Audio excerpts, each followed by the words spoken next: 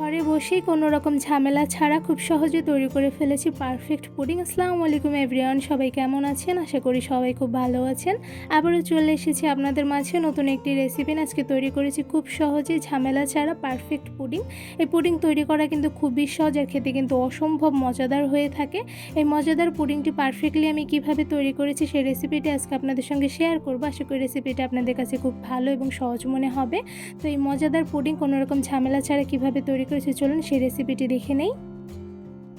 Perfect pudding তৈরি করার জন্য প্রথমে একটি মিক্সিং বোলে দিয়ে দিচ্ছি মুরগির ডিম। এখানে আমি নর্মাল টেম্পারেচার মুরগির ডিম দিয়ে দিচ্ছি। ফ্রিজে থেকে থাকলে 1 ঘন্টা আগে বের করে রাখবেন যাতে ডিমের ঠান্ডা ভাবটা চলে যায়।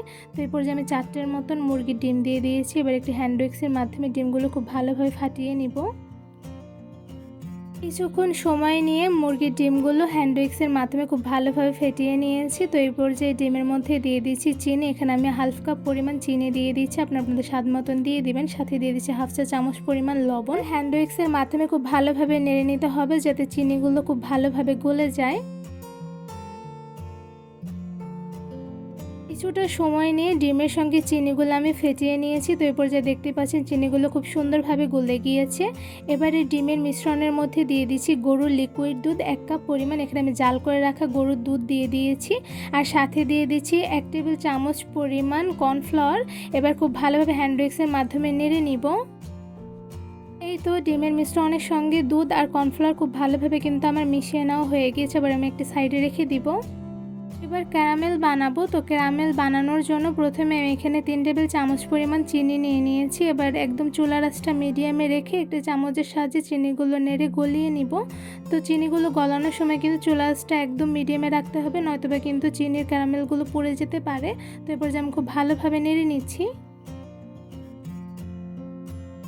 কিছুক্ষণ জাল করে রান্না করে নেওয়ার পর দেখতেই পাচ্ছেন ক্যারামেলে পারফেক্ট একটি কালার চলে এসেছে। তো এরপর যে আমি মোল্ডের মধ্যে গরম থাকা অবস্থায় ক্যারামেলগুলো ঢেলে মোল্ডে সেট করে নিব। তো ক্যারামেলগুলো খুব ভালোভাবে কিন্তু মোল্ডের মধ্যে আমি সেট করে নিয়েছি আর ঠান্ডা হয়ে যাওয়ার কারণে কিন্তু খুব ভালোভাবে পারফেক্টলি সেট হয়ে গিয়েছে। এবার এই মোল্ডের উপরে দিয়ে দিচ্ছি একটি ছাঁকনি। এবার যে মিশ্রণটি আমি রেখে দিয়েছিলাম ডিমের, সেই মিশ্রণটি আমি ওই ছাঁকনির উপরে ঢেলে দিব। তো এই পর্যায়ে ছাঁকনির উপরে সবগুলো ডিমের মিশ্রণ খুব স্লোলি ঢেলে নিচ্ছি যাতে নিচে কোনো প্রকার পড়ে না যায়। তো এদিকে কিন্তু সবগুলো ডিমের মিশ্রণ ছাঁকনিতে ছেঁকে নেওয়া হয়ে গিয়েছে। এবার আমি ছাঁকনিটি তুলে নিচ্ছি আর এদিকে কিন্তু মোল্ডের মধ্যে খুব পারফেক্টলি আমি সবগুলো মিশ্রণ ঢেলে দিয়েছি। এবার এই মোল্ডটা একটি ঢাকনার সাহায্যে ঢেকে দিব। এবার একটি ডেকচিতে আমি মোল্ডের অর্ধেক পরিমাণ পানি দিয়ে দিয়েছি। এবার চুলার আঁচটা একদম মিডিয়ামে রেখে একটি ঢাকনার সাহায্যে ঢেকে প্রায় 30 থেকে 40 মিনিটের মতন রান্না করে নিব। 30 থেকে 40 মিনিট রান্না করে নেওয়ার পর এবার আমি এই মোল্ডটা তুলে নিব।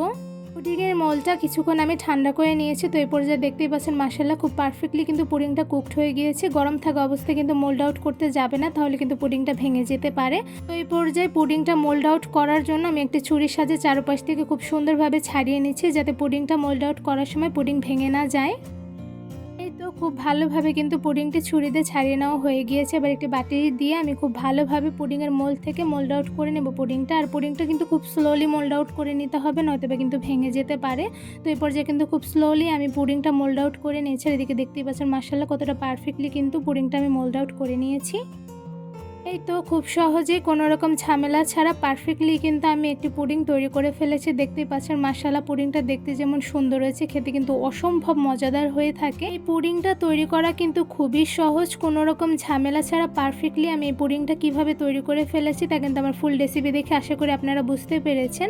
আর এদিকে এই পুডিংটা দেখতে কিন্তু মাশাআল্লাহ খুবই লোভনীয় হয়েছে। এবার এই পুডিংটা আমি একটু ছুরির সাহায্যে স্লাইস করে কেটে নিচ্ছি। এদিকে দেখতেই পাচ্ছেন মাশাআল্লাহ পুডিংটা কিন্তু খুব পারফেক্টলি কুকড হয়েছে, যে খুব সহজে কিন্তু পুডিংটা কেটে ফেলেছি, কোনো রকম ভেঙে যায়নি। তো এবার একটি চামচের সাহায্যে আমি পুডিংটা একটি বাটিতে তুলে নিচ্ছি। তো এদিকে দেখতেই পাচ্ছেন মাশাআল্লাহ পুডিংটা দেখতে কতটা লোভনীয় হয়েছে। আর আমি উপর থেকে একটু ক্যারামেল দিয়ে দিচ্ছি, তাহলে কিন্তু পুডিংটা দেখতে আরও বেশি লোভনীয় লাগবে।